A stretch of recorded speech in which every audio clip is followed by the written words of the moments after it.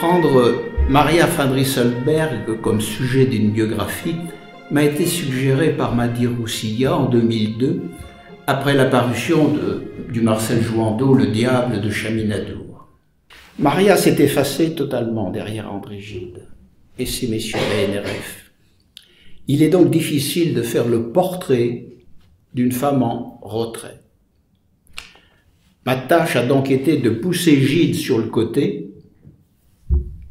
et vous comprenez que ce ne fut pas facile. Puis vint sa relation, encore la passionnelle, avec Aline Mériche. Cette liaison fut un cataclysme dans le circuit gidien. Théo en a beaucoup souffert.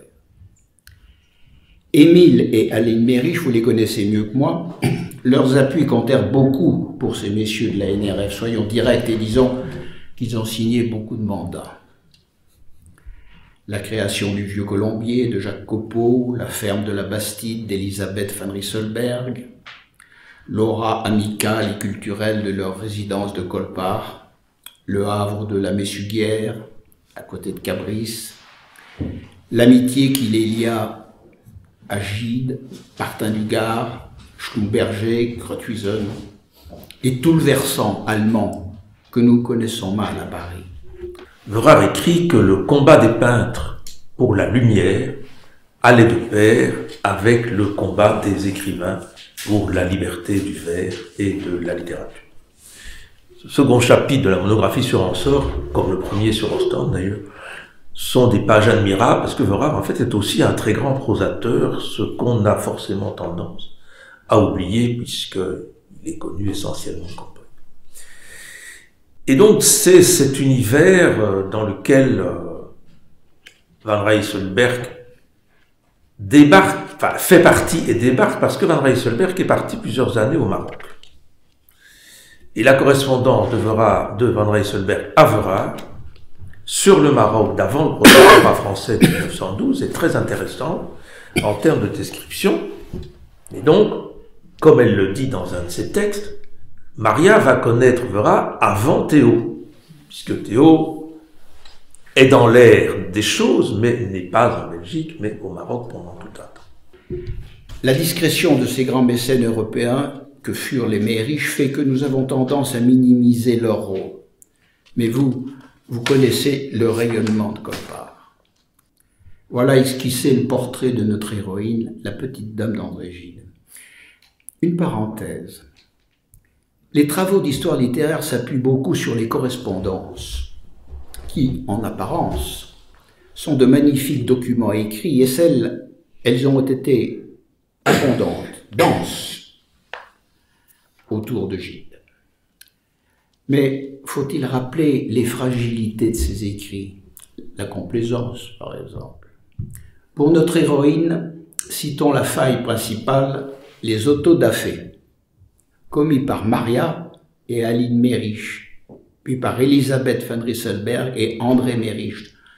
Autodafés tous confirmés plusieurs fois de vive voix par Catherine Gide. Ce qu'il y a donc dans ce petit volume où il y a 3 textes, donc, il y a 40 ans, les strophes pour un rossignol et les galeries de portraits, c'est, je pense, quelque chose de différent de ce qu'il y a dans les cahiers. C'est aussi ce qui est fascinant quand on lit votre livre, c'est que vous avez très très bien décrit et écrit la face visible, lisible du destin public, du destin mondain, du destin privé, mais pas au sens des secrets d'alcôve, de Maria van Rysselberghe. Beaucoup d'indépendance et parfaitement tyrannisée par son cœur, prenant un certain plaisir à sa personne et n'aimant que ce qui diffère d'elle.